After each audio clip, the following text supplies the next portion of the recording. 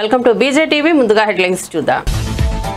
AP budget ప్రకటించిన ఆర్థిక మంత్రి పయ్యావుల బాబు సూపర్ 6 హామీలకు బడ్జెట్లో పెద్దపీట. తొలిసారి 3 లక్షల కోట్లు దాటిన వార్షిక బడ్జెట్. మత్స్యకారులకు 20,000 సాయం. దీపం పథకం కింద నిధుల కేటాయింపు.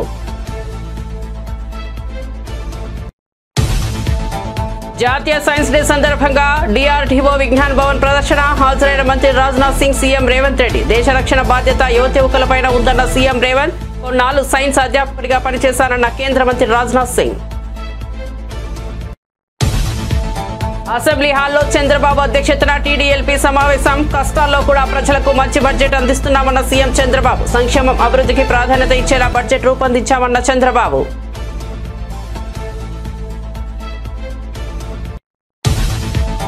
హరీష్ రావుకు మంత్రి జూపల్లి కృష్ణారావు ప్రశ్నలు. రాజకీయ దురుద్దేశంతో హరీష్ రావు విమర్శలు చేస్తున్నారన్న జూపల్లి. 10 ఏళ్లు పాలించిన బీఆర్ఎస్ ప్రాజెక్టును ఎందుకు పెండింగ్ లో పెట్టిందని ప్రశ్న. ప్రకృతి విపత్తులను రాజకీయాలను వాడుకుంటున్నారని విమర్శ.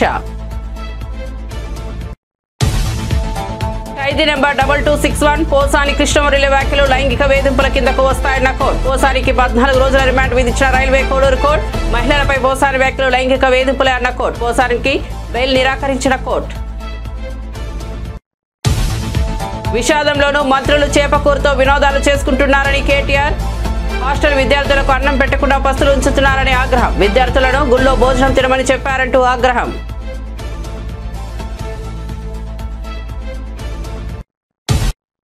ఇక వార్త వివరాల్లోకి వెళ్తే ఆంధ్రప్రదేశ్ వార్షిక బడ్జెట్లో కూటమి సర్కార్ సంక్షేమానికి పెద్దపీట వేసింది. సూపర్ 6 హామీలు, అభివృద్ధి పనులకు భారీగా నిధులు కేటాయించింది. ఈ కారణంగా వార్షిక బడ్జెట్ తొలిసారి 3 లక్షల కోట్లు దాటిందని ప్రభుత్వ వర్గాలు తెలిపాయి. అన్నదాత సుఖీభావ పథకం కింద ప్రతి రైతుకు 20,000 ఇస్తామని ప్రభుత్వం హామీ ఇచ్చిన విషయం తెలిసిందే. ఈ హామీని నిలబెట్టుకునేందుకు బడ్జెట్లో 6,300 కోట్లు కేటాయించారు. ఇక విద్యార్థుల తల్లిదండ్రులకు ఆర్థికంగా సాయపడేందుకు ఉద్దేశించిన తల్లికి వందనం పథకం కోసం బడ్జెట్లో 9,407 కోట్లు కేటాయిస్తూ ఆర్థిక మంత్రి పయ్యావుల కేశవ్ ప్రతిపాదనలు చేశారు.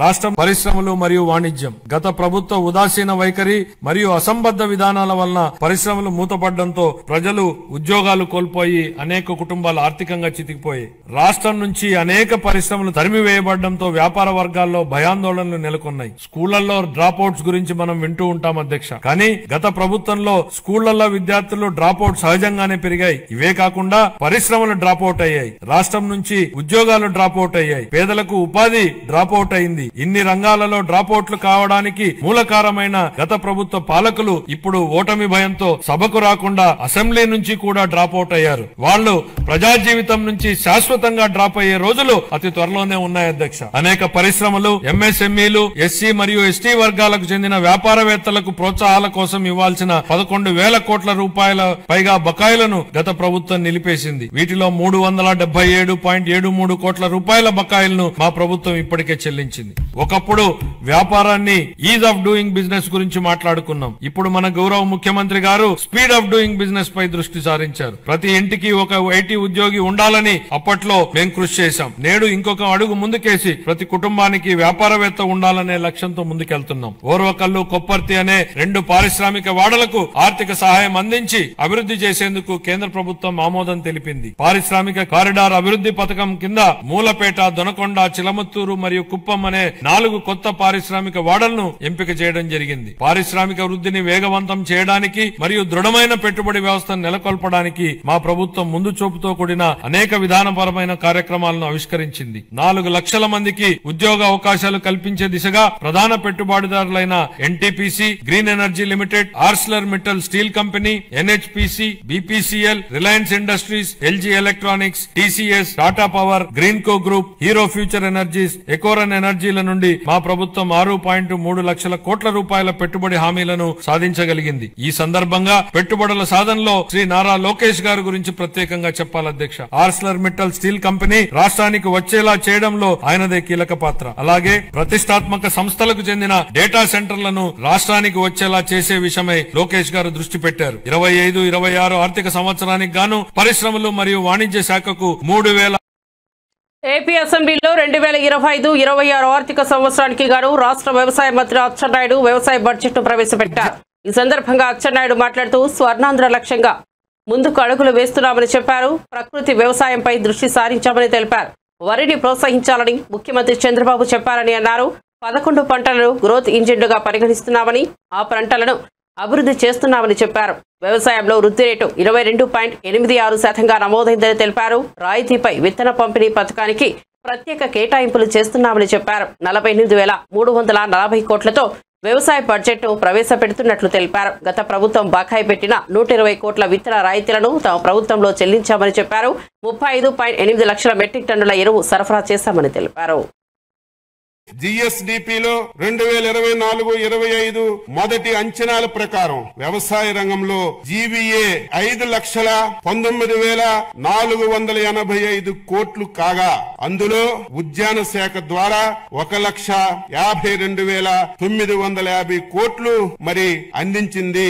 అనగా వ్యవసాయ రంగంలో ఉద్యాన రంగం జీవీఏ వాటా 29.44% అని చెప్పి తెలియజేస్తున్నాను. దేశంలో అత్యుత్తమ 15 జిల్లాల్లో 6 జిల్లాలు ప్రకాశం, అనంతపురం, వైఎస్ఆర్, అన్నమయ్య, శ్రీ సత్యసాయి, కర్నూలు ఆంధ్రప్రదేశ్ కి చెందినవి కావడం గర్తించదగ్గ విషయం. 2024-25 సంవత్సరంలో 2.12 లక్షల ఎకరాల్లో సూక్ష్మ సేద్యం అమలు చేసి 80,080 మంది రైతులకి లబ్ధి చేకూర్చడం జరిగింది. మన రాష్ట్రంలో ఆయిల్ ఫామ్ విస్తీర్ణత 5.67 లక్షల ఎకరాల్లో ఉత్పత్తి ఉత్పాదకతతో దేశంలో మొదటి స్థానంలో ఉంది. 2024-25 సంవత్సరంలో 42,620 ఎకరాల్లో ఆయిల్ పామ్ తోటల సాగు చేపట్టగా 16,985 మంది లబ్ధిదారులు ఇందులో చేరారని చెప్పి తెలియజేస్తున్నాను. 2024-25లో సమీకృత ఉద్యాన అభివృద్ధి పథకం కింద పంటల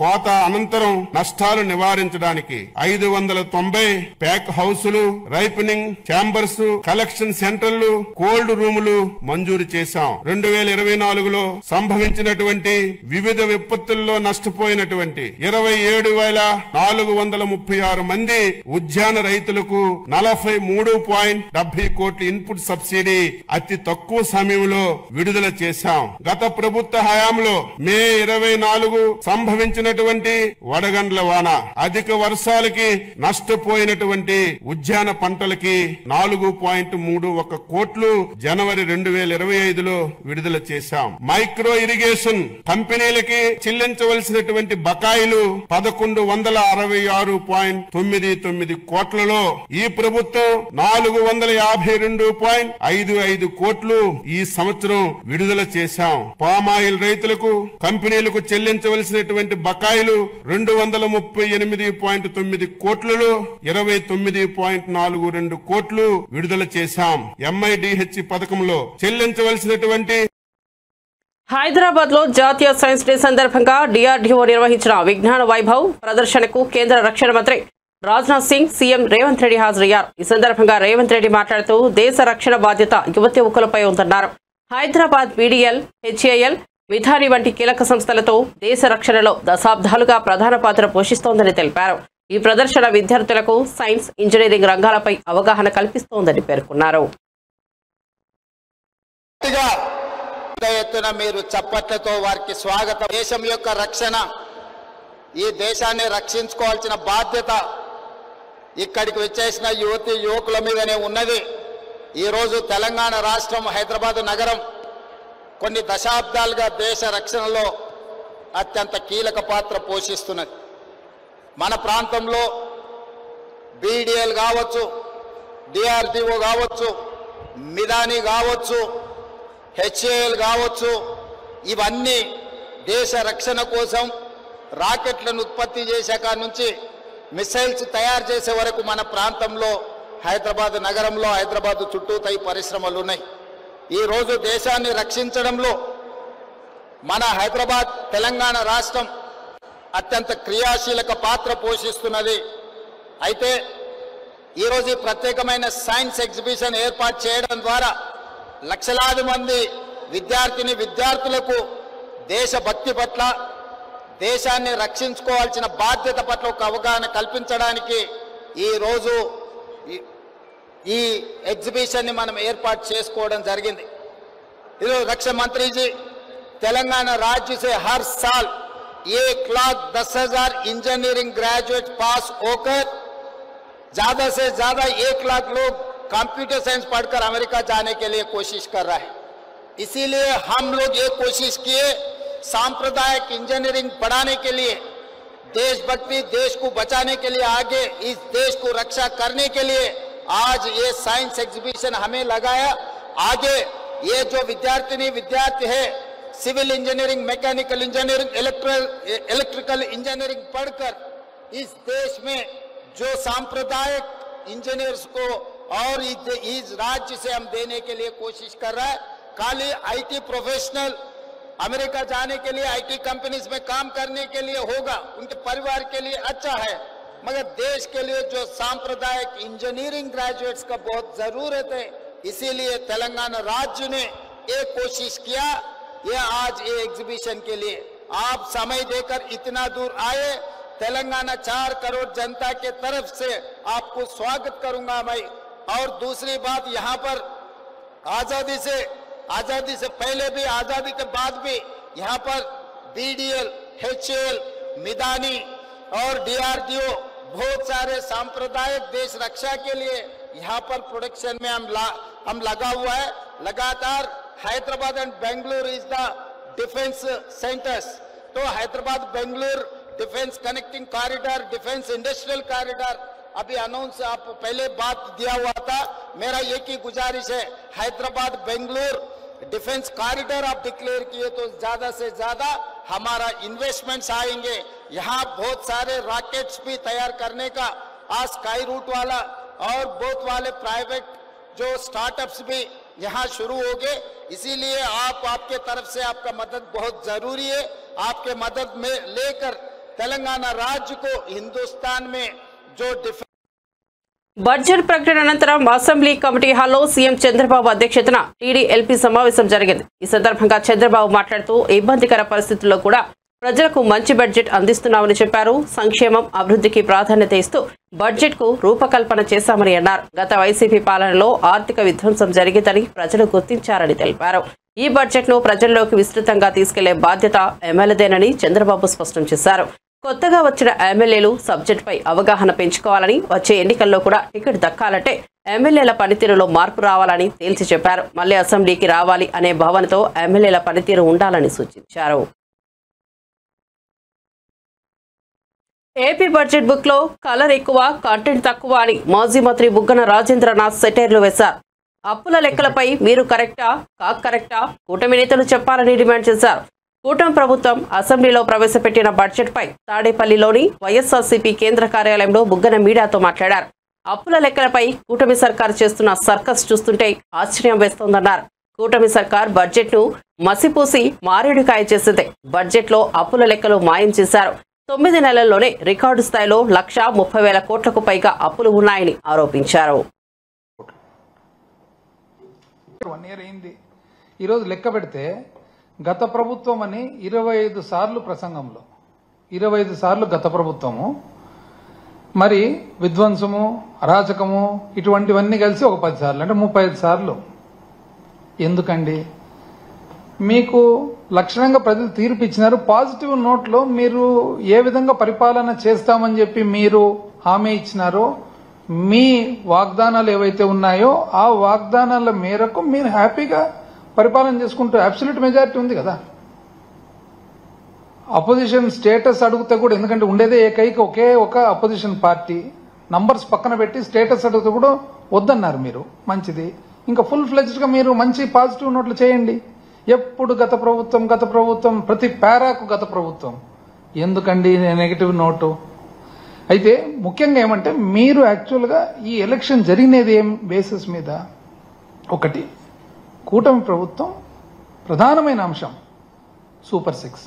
ఎందుకంటే మీరు ఇంటింటికి తిరిగి పేపర్ పెట్టుకొని దాని ఫారం ఫిలప్ చేసి ఇంటి పేరు ఇచ్చి ఆధార్ కార్డు ఇచ్చి తీసుకొని ఇచ్చి మొబైల్ మెసేజ్లు పంపించి ఇంకోటి చేసి నీకు 15, నీకు 15, నీకు 18, నీకు 20, నీకు 15 అని లెక్కలేసి ప్రతి ఇంటికి పోయి, ఒకసారి కాదు ఎన్నోసార్లు పలుసార్లు ఇంటికి పోయి నీ ఇంటికి 1,00,000 వస్తుంది, నీ ఇంటికి 2 లక్షలు వస్తుంది, నీ ఇంటికి 3 లక్షలు వస్తుంది అంటే పాపం ప్రజలు కూడా నమ్మినట్టున్నారు। ఎందుకు నమ్మినట్లున్నారంటే 2019 నుంచి 24 వరకు వైసీపీ ప్రభుత్వంలో జగన్మోహన్ రెడ్డి గారు చెప్పిన ప్రకారంగా క్యాలెండర్ పెట్టి మరి వాగ్దానం చేసిన ప్రతి ఒక్కటి మేనిఫెస్టోలో ఉన్న వాగ్దానాలన్నీ కూడా పూర్తి చేయడం జరిగింది.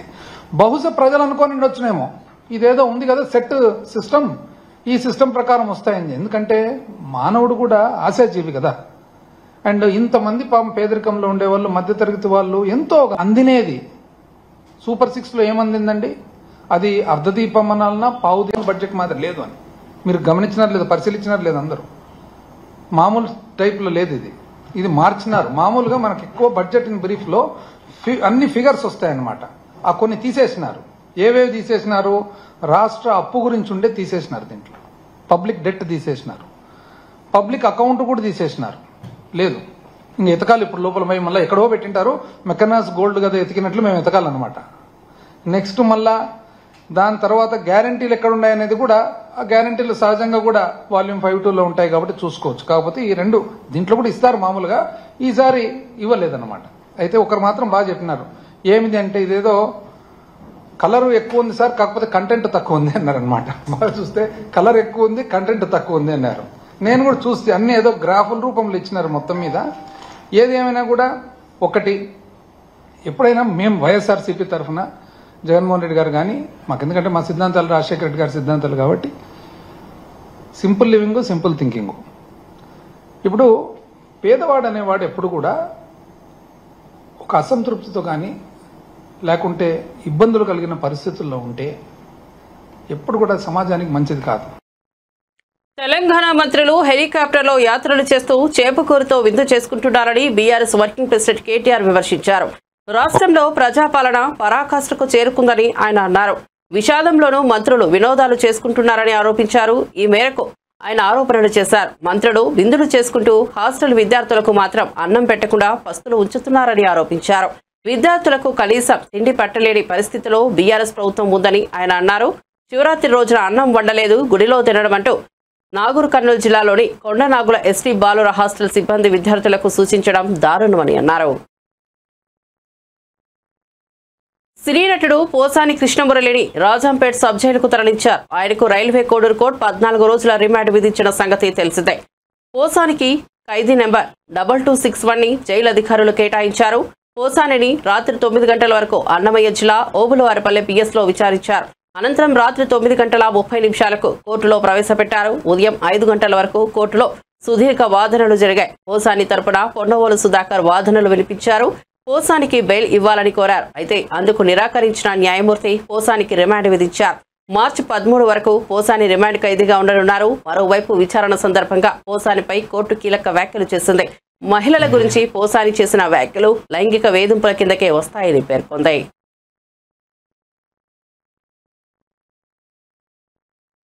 జాతీయ సైన్స్ దినోత్సవాన్ని పురస్కరించుకుని రక్షణ మంత్రి రాజ్నాథ్ సింగ్ మాట్లాడుతూ తాను కూడా సైన్స్ విద్యార్థి కావడంతో పాటు కొన్నాళ్ళు అధ్యాపకుడిగా పనిచేశానని తెలిపారు. సర్ సివి రామన్ ఫిబ్రవరి 28న రామన్ ఎఫెక్ట్ను కనుగొన్నందుకే ఈ రోజును జాతీయ సైన్స్ దినోత్సవంగా జరుపుకుంటున్నామని చెప్పారు. మానవ పరిణామం, సైన్స్ అభివృద్ధిపై విద్యార్థులు అధ్యయనం చేయాలని సూచించారు. India's aspiration for progress through innovation and a global scientific leadership. Friends, I would like to share with you a special affinity that I personally have with this subject. I have been a student of science in my academic years and was a lecturer in physics early on before entering public life. The day resonates with my own journey, reminding me of the power of curiosity, questioning and exploration, the very foundation of modern science. Friends, it has been my lifelong endeavor to encourage these values, knowing that they are the driving force behind innovation and progress. It is in this context that I feel blessed to address this magnificent gathering today. As I see the multitude of the young people gathered here, I would like to start with a brief historical perspective of human evolution. Through the journey of the scientific development since the bringing of history, it is a sweeping, although very brief, account for my young friends here to make them understand how human evolution and the scientific progress have been so intertwined. Friends, as some of you would be aware, life started on Earth some 4 billion years ago when some organisms came into being. Throughout this incredibly long journey since, these organisms diversified and multiplied into species of the innumerable forms. There is a general agreement among scholars that the modern human being arrived around 70,000 years ago. These were times when population was very less and land, forests, rivers, rocks in abundance. Man was a hunter or a gatherer of what the nature had endowed the earth with. People had all the resources on earth and very little requirement. But the scene changes around 12,000 years back. When agricultural revolution takes place, people back then took the first steps to sow, nurture, and harvest. In the process, they got tied to a specific piece of land. Budget కేటాయింపులో తీవ్ర అన్యాయం చేశారని వైఎస్ఆర్సీపీ నేత మాజీ మంత్రి బొత్స సత్యనారాయణ మండిపడ్డారు. శుక్రవారం ఆయన ఏపీ అసెంబ్లీ బయట మీడియాతో మాట్లాడుతూ కూటమి ప్రభుత్వం ప్రజలను వంచిందని ధ్వజమెత్తారు. కూటమి నేతలు హామీలను విస్మరించారు, అన్ని వర్గాల ప్రజలను మోసం చేశారని బొత్స నిలదీశారు. గిట్టుబాటు ధర లేక రైతులు అవస్థలు పడుతున్నారన్నారు. కూటమి ప్రభుత్వం బడ్జెట్తో ఎవరికి ప్రయోజనం లేదన్నారు. రైతులు, మహిళలు, యువత అన్ని వర్గాలను విస్మరించారన్నారు. ధరల స్థిరీకరణ కోసం వైఎస్ఆర్సీపీ ప్రభుత్వం 3,000 కోట్లు కేటాయించిందన్నారు. కూటమి ప్రభుత్వం కేవలం 300 కోట్లు మాత్రమే పెట్టిందని బొత్స సత్యనారాయణ ఆగ్రహం వ్యక్తం చేశారు. పోర్టులకు కానీ జట్టీలకు కానీ ఆదాయాల సంఖ్య వచ్చే ఆ వనరులు చేశాం ఉదాహరణకి కాదా? ఉన్నాయి. రేపు ఇంకా 4-5 రోజులు ఉంది కాబట్టి ఆ డిస్కషన్లో అవన్నీ మాట్లాడదాం. అన్నీ కూడా ఓకే. Thank you, bye. పొలం కొనుక్కుంటా అందులో వచ్చి నువ్వు తొప్పుకుంటానంట. దాన్ని అన్ని చేస్తే ఎన్నికల టైంలో హామీ అందరూ మెగా డిఎస్సీ అని చెప్పి రైతుకేమో 20,000 వీళ్ళకి నెట్ అసలు 300 కోట్లు. పిల్లలంతా కూడా ఒక స్థితి లేదు. మా సోదరులు అందరూ చెప్పారు పొలం కొనుక్కుంటా అందులో వచ్చి నువ్వు తొప్పుకుంటానంట. దాన్ని అన్ని చేస్తే అది క్యాపిటల్ ఎక్స్పెన్స్ అవుతుందంట. దాని నుంచి వచ్చే ఫలం వచ్చేది వస్తుందో అది ఆదాయం అవుతుందంట అని. Yes, agree.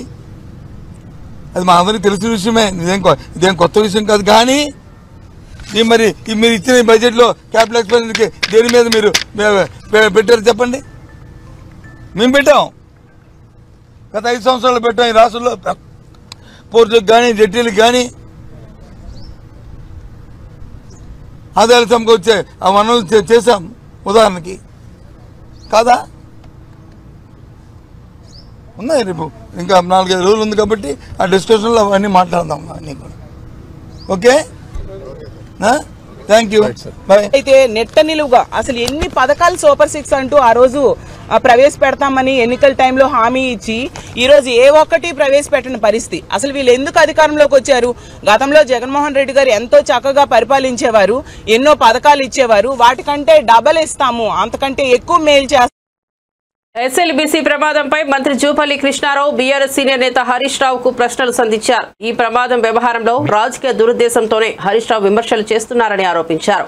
10 ఏళ్లు రాష్ట్రాన్ని పాలించిన బీఆర్ఎస్ ఎస్ఎల్బీసీ ప్రాజెక్టును పెండింగ్ లో ఎందుకు పెట్టిందో చెప్పాలని ప్రశ్నించారు. హైదరాబాద్ లోని గాంధీభవన్ లో నిర్వహించిన మీడియా సమావేశంలో ఆయన మాట్లాడుతూ హరీష్ రావును తాను సూటిగా ప్రశ్నిస్తున్నానని, ఈ సొరంగాన్ని 200 మీటర్లు త్రవ్వి మిగతా దానిని ఎందుకు వదిలేశారు? తక్కువ లాభం వస్తుందని దీనిని మధ్యలో వదిలేశారా? ఈ సొరంగం నిర్మాణం పూర్తయితే కాంగ్రెస్ కు పేరు వస్తుందనా? ఎందుకు రాజకీయాలు చేస్తున్నారని 3 ప్రశ్నలు సంధించారు. గతంలో కాంగ్రెస్ ప్రభుత్వం తవ్వింది, మిగిలింది 19 కిలోమీటర్లు. 19 కిలోమీటర్లో సుమారుగా 10 కిలోమీటర్లు అనుకుంటా 11 టీఆర్ ప్రభుత్వం తవ్వింది, మిగిలింది 9 కిలోమీటర్లే కదా. మరి 200 కిలోమీటర్ల టన్నలు కొత్తగా మొదలుపెట్టినవి చేయగలిగినప్పుడు కేవలం మిగిలిపోయినటువంటి 19 కిలోమీటర్ల టన్నలు ఎందుకు మీరు పూర్తి చేయలేదు అని నేను స్పష్టంగా కుండబద్దలు కొట్టినట్టుగా ప్రశ్నించిన. దానికి సొల్లు పురాణం చెప్పిండ్రు. కానీ నేను అడిగిన ప్రశ్నలో నిజామాబాద్ అని చెప్పాలి కదా. అంటే నిజాయితీ, మాటల్ని ఎవరు నమ్మరు, చేతను చూస్తారు. Seeing is believing. సొల్లుపురాల మాటలు మస్తు మాట్లాడుతూ ఉంటారు. ఎందుకు తవ్వలేదు అని అడిగిన. తవ్వకపోవడానికి 3 కారణాలు. అంటే మీరు ముందే గనక ఊహించిందా అక్కడ గనక సొరంగంలోకి వెళ్ళి నీళ్ళు వచ్చి ఆ మట్టి పడిపోయి కూలిపోతుందని ముందే తెలిసి తవ్వలేదా? పోనీ డబ్బు లేక తవ్వలేదా? 7 లక్షల కోట్ల ప్రజలకు అప్పు. మరి ఈ 2 కారణాల, ఈ 2 కాకపోతే ఇంకేం కారణం ఉంటుంది? ఇది పూర్తి చేస్తే కాంగ్రెస్ ప్రభుత్వానికి పేరు వస్తుంది తవ్వలేదా? ఈ 3 కాకుండా ఇంకేమైనా కారణం ఉందా? చెప్పాలి కదా. రెండవది, కేసీఆర్ గారు చెప్పిండట ఆ యొక్క చర్యలు అంటే అక్కడ రిలీఫ్ ఆపరేషన్ నడుస్తూ ఉన్నాయి, మీరు ఇప్పుడే వెళ్ళకండి అని చెప్పిండట. జరిగినప్పుడు ఇంతమంది మేము పోయినాం కదా, నువ్వు కూడా ఒక రావచ్చు కదా. నేను నా వెంట ఒక్క మనిషి లేడు, కేవలం ఉన్నది అక్కడ ఉత్తమ్ కుమార్ రెడ్డి వీళ్ళు తప్ప, పోలీసులు తప్ప ఎవరు లేరు. అంటే ఎందుకు ఇంకోటి మాట్లాడుతూ ఏం పని జరగలేదు, మొదలే పెట్టలేదు అని. అది మాట నువ్వు చెప్పేది మేమే చెప్పినాం కదా. ఎందుకు మొదలు పెట్టలేకపోయినాం ఫస్ట్ 3 డేస్లో? అంటే ఎక్కడైతే ఆ యొక్క టన్నల్లో ఆ భూమి పొరల ఉన్నటువంటి లోపభూయిష్టమైనటువంటి అంటే సాఫ్ట్ సాయిల్ కావచ్చు, ఫ్రాక్చర్స్ పొరల కారణంగా సడన్గా ఎక్కడో వాటర్ ఉంది, వాటరు మట్టితో మొత్తం వచ్చి కూలిపోయింది. 25 ఆల్మోస్ట్ ఐ థింక్ 24-25 అడుగుల మేర ఎక్కడి నుంచి అయితే వాటర్ పడ్డదో, ఎక్కడి నుంచి అయితే మొత్తం అక్కడ మట్టి మొత్తం బురద వచ్చిందో అది మొత్తం కూలిన మట్టితో మొత్తం మూసుకుపోయింది. అంటే మూసుకుపోయి అదే అడ్డం పడ్డది. అంటే మళ్ళీ అది తీస్తే అది మళ్ళీ పునరావృతి మళ్ళీ కూడా వస్తుందేమో తెలియదు కదా. బులెటిన్ ముగించే ముందు హెడ్లైన్స్ మరోసారి చూద్దాం. ఏపీ బడ్జెట్ ప్రకటించిన ఆర్థిక మంత్రి పయ్యావుల. బాబు సూపర్ 6 హామీలకు బడ్జెట్లో పెద్దపీట. తొలిసారి 3 లక్షల కోట్లు దాటిన వార్షిక బడ్జెట్. మత్స్యకారులకు 20,000 సాయం. దీపం పథకం కింద నిధుల కేటాయింపు.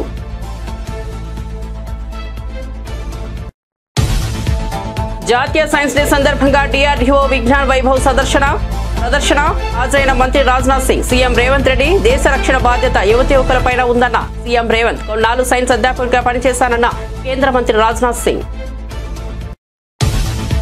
అసెంబ్లీ హాల్లో చంద్రబాబు అధ్యక్షతన TDLP సమావేశం. కష్టాల్లో కూడా ప్రజలకు మంచి బడ్జెట్ అందిస్తున్నామన్న చంద్రబాబు. సంక్షేమ అభివృద్ధికి ప్రాధాన్యత ఇచ్చేలా బడ్జెట్ రూపొందించామన్న చంద్రబాబు. గ్రూపులు కడితే ఊరుకునేది లేదంటూ ఎమ్మెల్యేలకు వార్నింగ్. హరీష్ రావుకు మంత్రి జూపల్లి కృష్ణారావు ప్రశ్నలు. రాజకీయ దురుద్దేశంతో హరీష్ రావు విమర్శలు చేస్తున్నారన్న జూపల్లి. 10 ఏళ్లు పాలించిన BRS ఈ ప్రాజెక్టును ఎందుకు పెండింగ్ లో పెట్టిందని ప్రశ్న. ప్రకృతి విపత్తులను రాజకీయాలను వాడుకుంటున్నారని విమర్శ. ఖైదీ నెంబర్ 2261 పోసాని కృష్ణమురళి వ్యాఖ్యలు లైంగిక వేధింపుల కిందకు వస్తాయన్న కోర్టు. పోసానికి 14 రోజుల రిమాండ్ విధించిన రైల్వే కోడూరు కోర్టు. మహిళలపై పోసాని వ్యాఖ్యలు లైంగిక వేధింపులే అన్న కోర్టు. పోసానికి బెయిల్ నిరాకరించిన కోర్టు. విషాదంలోనూ మంత్రులు చేపకూరతో వినాదాలు చేసుకుంటున్నారన్న కేటీఆర్. హాస్టల్ విద్యార్థులకు అన్నం పెట్టకుండా పస్తులుంచుతున్నారని ఆగ్రహం. విద్యార్థులను గుళ్ళో భోజనం తినమని చెప్పారంటూ ఆగ్రహం.